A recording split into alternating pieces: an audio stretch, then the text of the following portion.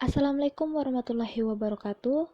Hari ini saya akan membahas materi pertemuan kelima, mata pelajaran Teknologi Informasi dan Komunikasi kelas 7, yaitu Sejarah Perkembangan Teknologi Komunikasi. Yang pertama yaitu teknologi komunikasi pada zaman permulaan. Pada zaman permulaan ini terbagi menjadi 5 periode. Yang pertama yaitu periode sampai dengan 3000 sebelum Masehi. Pada periode ini, cara berkomunikasi manusia masih sangat terbatas pada perkenalan bentuk-bentuk yang mereka temukan. Manusia menggambarkan informasi yang mereka dapatkan perihal berburu dan binatang buruannya di dinding-dinding gua. Manusia mulai mengidentifikasi benda-benda di sekitar lingkungan mereka dan mewakilinya dengan bentuk-bentuk yang dilukiskan di dinding-dinding gua. Kemampuan berbahasa manusia hanya terbatas pada dengusan, bahasa, isyarat, dan gerakan tangan. Periode yang berikutnya yaitu periode 3000 sebelum Masehi. Pada periode ini, bangsa Sumeria untuk pertama kalinya menggunakan tulisan untuk berkomunikasi. Tulisan yang digunakan masih berupa simbol-simbol yang dibentuk dari piktograf sebagai huruf. Simbol atau huruf-huruf bangsa Sumeria juga mempunyai bentuk bunyi yang berbeda-beda, sehingga tulisan-tulisan tersebut menjadi kata, kalimat, dan bahasa yang mempunyai arti. Periode yang ketiga yaitu periode 2900 sebelum Masehi. Pada periode ini, bangsa Mesir kuno telah menggunakan huruf-huruf hieroglif untuk berkomunikasi. Huruf-huruf hieroglif terdiri dari simbol-simbol objek seperti perkakas, binatang, atau kapal-kapal. Huruf-huruf tersebut juga menggunakan simbol-simbol, ide, dan emosi seperti gerakan, waktu, dan perasaan gembira. Ketika huruf-huruf hieroglif digabung, maka akan mempunyai cara pengucapan dan arti yang berbeda. Bentuk tulisan dan bahasa hieroglif ini lebih maju dibandingkan tulisan bangsa Sumeria. Sistem menulis telah digunakan oleh dinasti Shang di Cina yang memerintah pada tahun 1570 sampai 1045 sebelum Masehi. Sistem menulis tersebut merupakan nenek moyang langsung dari sistem menulis modern Cina saat ini, yaitu menggunakan simbol atau karakter untuk masing-masing kata. Periode yang berikutnya yaitu periode 500 sebelum Masehi. Pada periode ini, bangsa Mesir kuno sudah menggunakan serat papirus sebagai kertas. Pada zaman ini, pohon papirus banyak terdapat di sepanjang Sungai Nil. Kertas tersebut kemudian dijadikan sebagai media untuk berkomunikasi dan menyampaikan informasi. Serat papirus lebih kuat daripada tanah liat, yang sebelumnya digunakan sebagai media penyampaian informasi. Kebanyakan teks-teks yang disimpan di perpustakaan Mesir kuno ditulis di atas gulungan yang terbuat dari pohon papirus.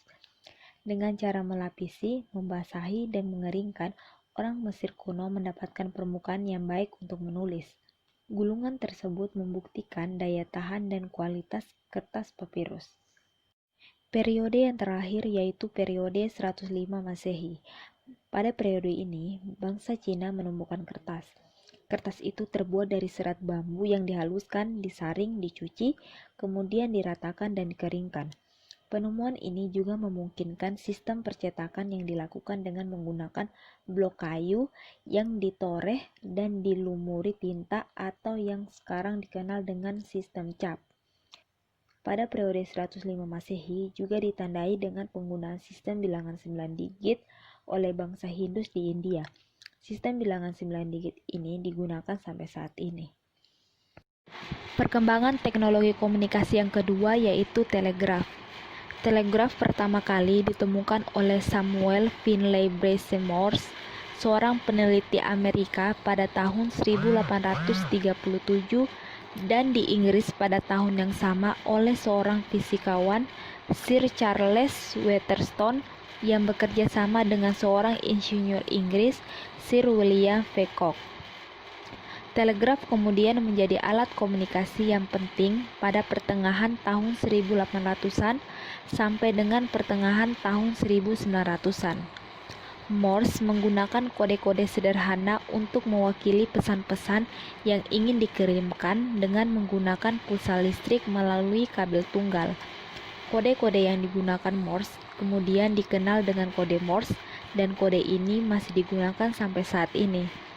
Pada saat melakukan percobaan menggunakan peralatan yang dimilikinya, Morse menemukan bahwa sinyal hanya dapat dikirimkan dengan baik dalam jarak 32 km.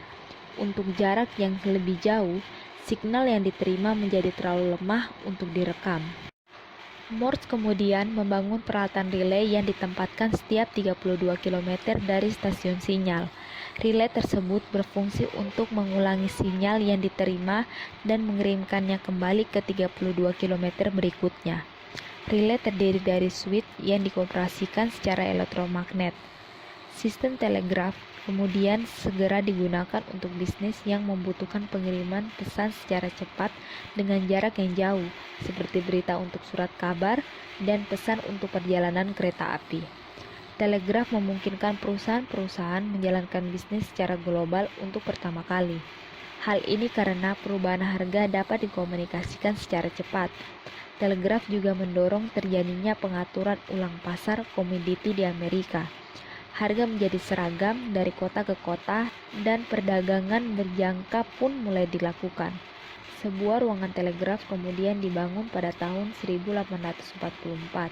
Kabel telegraf di bawah laut pertama kali dibangun di bawah laut Atlantik pada tahun 1858 dan pelayaran reguler transatlantik dimulai pada tahun 1866.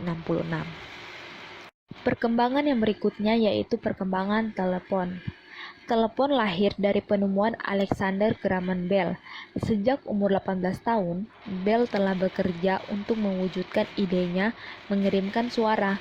Pada tahun 1874, ketika bekerja pada perusahaan telegraf, Bell mengembangkan ide untuk telepon di mana kabel yang digunakan pada telegraf tidak hanya dapat mengirimkan sinyal listrik berupa kode-kode Morse, tetapi juga dapat mengirimkan sinyal listrik yang dapat diubah menjadi suara. Ide tersebut berhasil diwujudkan pada tanggal 10 Maret 1976 ketika sedang bekerja dengan asistennya di laboratorium. Bell berhasil mengirimkan suara pertama melalui telepon ketika memanggil asistennya. Sejak saat itu, telepon mulai didemonstrasikan ke khalayak ramai. Bell kemudian mendirikan perusahaan telepon, Bell Telephone Company, pada tahun 1877. Keberhasilan Alexander Graham Bell menemukan telepon bukan berdasarkan hasil kerja kerasnya sendiri, melainkan hasil pengembangan ide dari penemuan-penemuan sebelumnya, seperti yang pertama, Septon Gray tahun 1729. Beliau berhasil mengirimkan sinyal elektrik melalui kabel. Yang kedua, Alexander Volta tahun 1800 berhasil menemukan baterai. Yang ketiga, Christian Ørsted tahun 1820 berhasil menemukan elektromagnet. Yang berikutnya, Michael Faraday tahun 1821 berhasil menemukan generator listrik. Berikutnya yaitu Samuel Morse tahun 1837. Beliau berhasil menemukan telegraf. Yang terakhir yaitu John Philip Reis tahun 1861 yang menyelesaikan telepon pertama yang belum berhasil. Kabel telepon pertama di luar ruangan dibangun pada tahun 1877 yang mencakup jarak 3 mil atau 4,8 km. Layanan telepon komersil dimulai di Amerika Serikat pada tahun 1877. Pada tahun 1878, telepon sudah memungkinkan untuk menggunakan switch untuk menghubungkan nomor-nomor lain dan tidak lagi menggunakan hubungan langsung. Proses penyambungan ke nomor yang dituju dilakukan oleh operator telepon. Pada tahun 1879, sistem pemanggilan telepon mulai menggunakan nomor menggantikan sistem pemanggilan nama. Hal ini untuk mencegah operator yang tidak mengenal semua pelanggan. Sistem penomoran telepon menggunakan huruf dan angka, di mana nomor telepon menggunakan sistem 2 huruf dan 5 digit angka. Sistem telepon dial ditemukan pada tahun 1880-an oleh Almond Bronstorger. Pada tahun 1924, Bell Telephone Company kemudian memutuskan untuk menggunakan teknologi yang ditemukan Almond Brown Stronger. Sistem penyambungan otomatis tersebut kemudian disebut Stronger Suite. Pada tahun 1906, seorang penemu muda, Lee De Forest, mulai bekerja dan berhasil menemukan audion berupa tabung vakum 3 elemen yang dapat menguatkan gelombang radio. Forest mendapati bahwa tabung vakum tersebut dapat digunakan di kabel telepon untuk menguatkan gelombang suara. Bell Telephone Company kemudian membeli hak paten Forest dan pada tahun 1913 layanan telepon jarak jauh dibangun antara New York dan San Francisco menggunakan tabung vakum Forest sebagai repeater atau penguat sinyal yang dikirimkan. Kebutuhan layanan komunikasi jarak jauh semakin terasa. Oleh karena itu, dibuatlah Telstar, satelit komunikasi pertama yang dikirimkan ke orbitnya pada tanggal 10 Juli 1962, yang merupakan hasil kolaborasi NASA dengan Bell Telephone Company. Telstar kemudian digunakan untuk melayani telepon jarak jauh. Kehadiran Telstar membuat jangkauan layanan telepon semakin luas. Perkembangan selanjutnya dari telepon adalah perkembangan kabel fiber optik yang mulai dilakukan pada awal tahun 1980-an. Fiber optik menawarkan potensi untuk melayani volume panggilan yang lebih besar dibandingkan satelit dan gelombang mikro. Kabel-kabel fiber optik yang dilewatkan dari dasar lautan mulai digunakan untuk menjadi saluran komunikasi antar benua. Perkembangan yang berikutnya yaitu perkembangan radio. Perkembangan radio pada akhir tahun 1800-an membuat terjadinya revolusi dalam bidang komunikasi. Pada saat tersebut, orang hanya mempunyai dua sarana komunikasi jarak jauh yang cepat, yaitu telegraf dan telepon. Kedua alat komunikasi jarak jauh tersebut mengandalkan kabel untuk mengirimkan sinyal antara dua tempat yang berjauhan. Akibatnya, komunikasi melalui telegraf dan telepon hanya dapat dilakukan di antara dua tempat yang sudah terhubung dengan kabel. Sebaliknya, sinyal radio memungkinkan komunikasi dilakukan melalui gelombang radio yang dilewatkan melalui udara, sehingga orang-orang yang dipisahkan oleh jarak, lautan, bahkan luar angkasa dapat berkomunikasi. Radio dikembangkan berdasarkan penemu dan teori yang telah dikembangkan peneliti-peneliti sebelumnya. Beberapa penemu yang berjasa hingga terciptanya radio adalah Joseph Henry dan Michael Faraday yang menemukan teori induksi, James Clerk Maxwell, penemu medan elektromagnet, dan Heinrich Hertz, penemu gelombang radio. Kemudian, Nikola Tesla pada tahun 1891 menemukan Tesla Coil, yaitu sebuah transformer frekuensi tinggi. Peralatan tersebut merupakan komponen viral dari pemancar radio. Pada tahun 1895, Guglielmo Marconi mengombinasikan ide-ide yang sudah ada dengan idenya sendiri dan mengirimkan sinyal komunikasi radio pertama melalui udara. Marconi menggunakan gelombang elektromagnet untuk mengirimkan sinyal-sinyal kode telegraf pada jarak lebih dari 1 mil atau 1,6 km. Pada tahun 1901, peralatan radio yang dibuat Marconi berhasil mengirimkan sinyal-sinyal kode melewati lautan Atlantik dari Inggris ke Newfoundland di Kanada. Pada tahun 1900-an, para insinyur elektro mengembangkan peralatan tabung vakum yang dapat digunakan untuk mendeteksi dan memperkuat sinyal-sinyal radio. Lee De Forest kemudian menemukan dan mematenkan tabung vakum tersebut. Tabung Lee De Forest kemudian menjadi komponen vital pada penerima radio dan digunakan juga pada televisi dan komputer. Percobaan untuk membuat siaran radio dimulai pada tahun 1910. Sejak saat itu, stasiun radio komersil mulai bermunculan. Pada tahun 1933, Edwin Howard Armstrong, seorang peneliti Amerika, memperkenalkan sistem radio FM, yaitu frequency modulation. Sistem radio ini memiliki kelebihan dapat memberikan suara yang lebih jernih meskipun cuaca sedang buruk. Sistem tersebut menggunakan sebuah gelombang tunggal yang membawa dua sinyal radio. Teknik tersebut dikenal dengan istilah multiplexing. Teknik multiplexing memungkinkan suara stereo dihasilkan. Pada awal tahun 1980-an, radio FM mulai mendominasi sistem penyiaran radio dan juga mulai digunakan untuk komunikasi ke luar angkasa. Saat ini, hampir stasiun radio yang ada menggunakan sistem penyiaran radio FM. Pada akhir tahun 1980-an dan awal 1990-an, para peneliti mengembangkan digital audio broadcasting, sebuah sistem yang mengonversi suara ke dalam bentuk kode-kode digital sebelum ditransmisikan. Digital audio broadcasting diperkenalkan pada konvensi dunia pada tahun 1992. Pada tahun 1998, DAB komersil pertama kali beroperasi di Inggris. Karena DAB dapat membawa berbagai macam signal, program radio dapat disertai gambar, teks, dan data yang lain.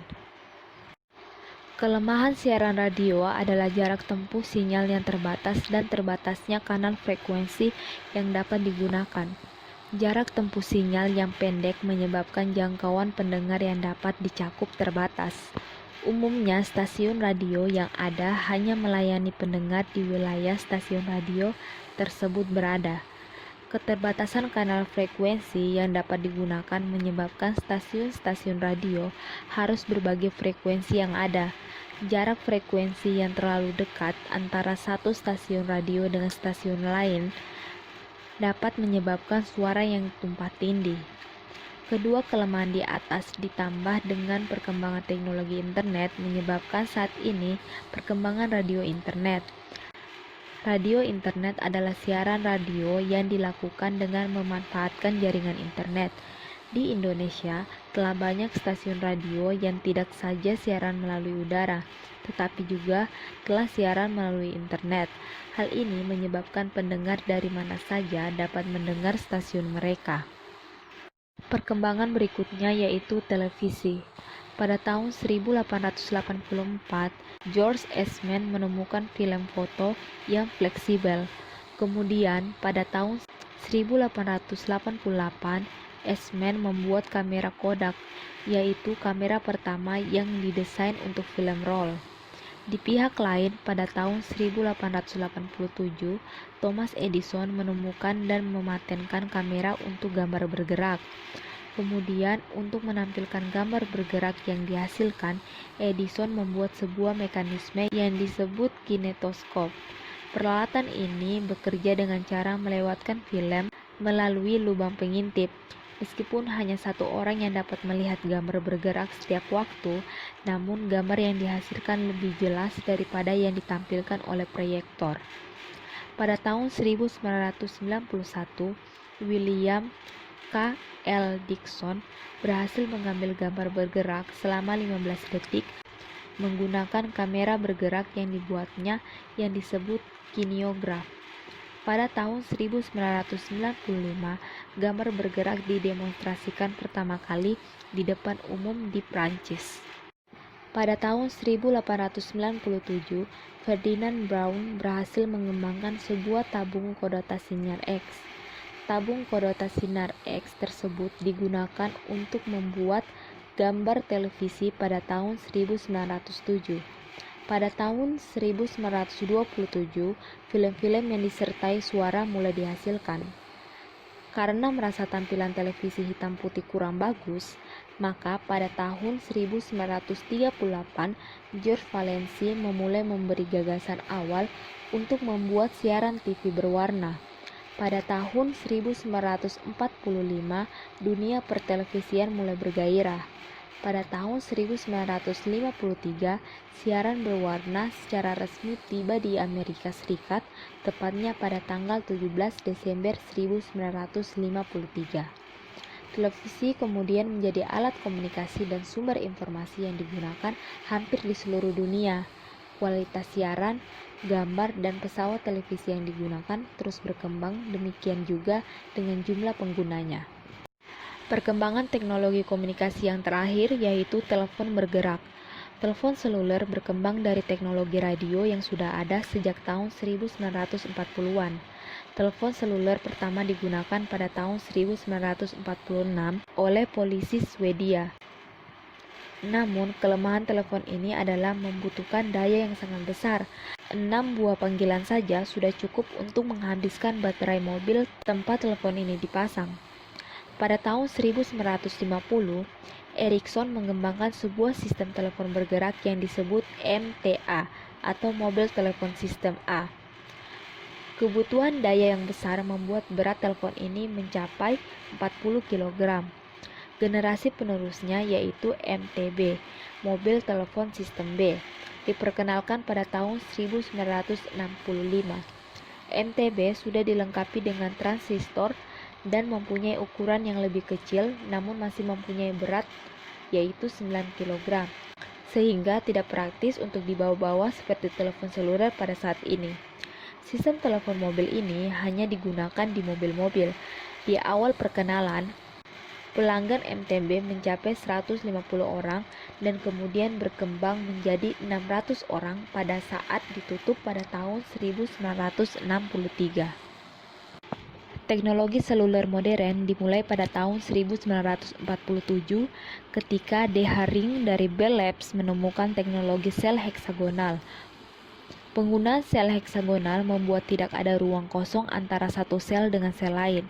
Sel adalah sebuah wilayah atau daerah yang berada dalam jangkauan sebuah menara BTS yang bentuknya dibuat segi 6. Pada tahun 1967, teknologi ponsel sudah digunakan, namun kelemahannya adalah pengguna harus tetap tinggal dalam satu wilayah sel ketika menerima atau melakukan panggilan. Jika pengguna berpindah sel dan masuk ke wilayah BTS yang lain, koneksi panggilan akan terputus.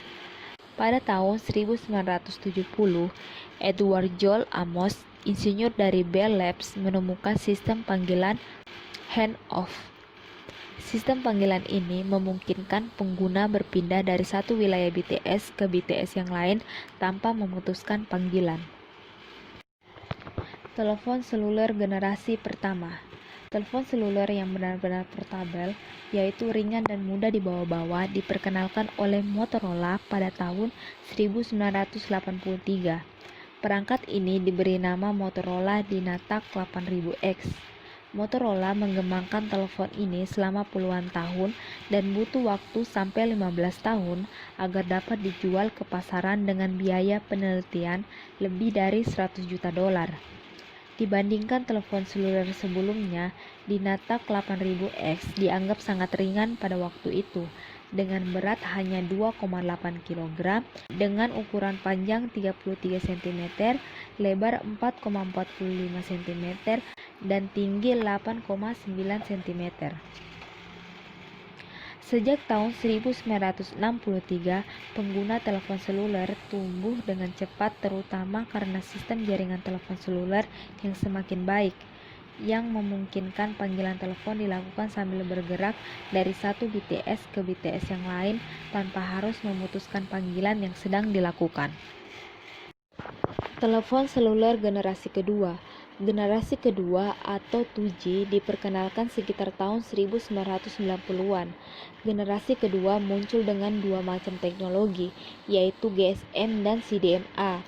Teknologi GSM menggunakan frekuensi standar, yaitu 900 MHz dan frekuensi 1800 MHz. Sedangkan teknologi CDMA menggunakan frekuensi 450 MHz, 800 MHz, dan 1900 MHz. Pada generasi 2G, signal analog sudah digantikan dengan signal digital. Penggunaan sinyal digital memungkinkan telepon seluler dilengkapi dengan layanan pesan suara, panggilan tunggu, dan SMS.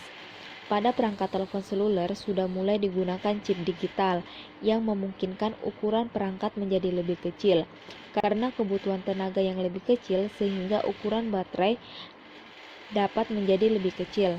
Kebanyakan telepon seluler 2G beratnya dalam kisaran 100-200 gram. Selain ukuran dan berat yang lebih kecil, telepon seluler generasi kedua juga menggunakan sinyal radio dengan kekuatan sinyal yang lebih rendah, sehingga mengurangi efek radiasi yang dapat membahayakan pengguna. Kemajuan teknologi yang digunakan pada generasi kedua membuat telepon seluler dicintai para pengguna. Akibatnya, pengguna telepon seluler bertambah dengan sangat cepat. Telepon generasi kedua kemudian berkembang yang ditandai dengan kehadiran teknologi GPRS atau General Packet Radio Service. Teknologi ini sering diasosiasikan sebagai teknologi 2,5G dan dianggap sebagai teknologi penghubung antara 2G dan 3G. Teknologi GPRS mempunyai kemampuan untuk mengirimkan data dalam bentuk paket-paket data melalui jaringan GSM. Dengan teknologi ini, jaringan telepon seluler mulai digunakan untuk mengakses internet. Telepon seluler generasi ketiga. Teknologi seluler yang berkembang saat ini dikenal dengan istilah teknologi 3G. Teknologi ini memungkinkan transfer data dengan cepat. Kemampuan transfer data yang tinggi ini membuat jaringan telepon seluler tidak lagi hanya digunakan untuk layanan panggilan suara dan SMS, tetapi juga digunakan untuk panggilan video dan video streaming. Selain itu, bandwidth yang lebar pada teknologi 3G memungkinkan jaringan telepon seluler digunakan untuk menyediakan layanan akses internet. Aktivitas berinternet seperti email, chatting, browsing, dan downloading dapat dilakukan dengan leluasa. Di Indonesia, era telepon seluler modern dimulai pada tahun 1993 ketika PT Telkomsel mulai membuat layanan GSM. Pada tahun 1994, PT Satelit Palapa Indonesia atau Satelindo membuat layanan serupa, dan pada tahun 1996 diikuti oleh PT Excelcomindo Pratama. Pada tahun 2003, Satelindo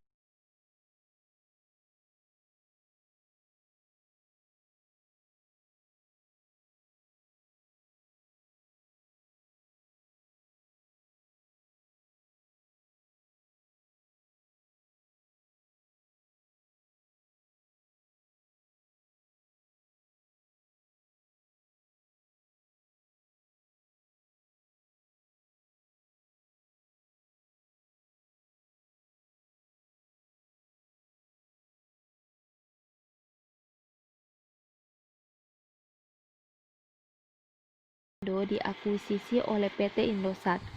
Pada awal perkembangannya, hanya sedikit pengguna yang menggunakan layanan telepon seluler. Hal ini terutama terkendala oleh luas jaringan yang belum memadai dan tarif yang masih mahal. Seiring dengan bertambah luasnya jaringan seluler dan penurunan tarif yang telah mencapai tingkatan murah, penggunaan telepon seluler berkembang sangat cepat.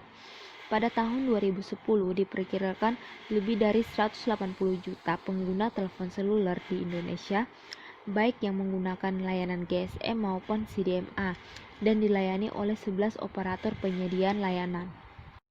Teknologi seluler semakin berkembang. Hal ini dapat dilihat bahwa sekarang kita tidak hanya bisa menggunakan jaringan 2G dan 3G, namun kita juga sudah dapat menggunakan jaringan 4G, di mana jaringan 4G lebih cepat untuk mentransfer data dengan kecepatan yang lebih tinggi dibandingkan 2G dan 3G.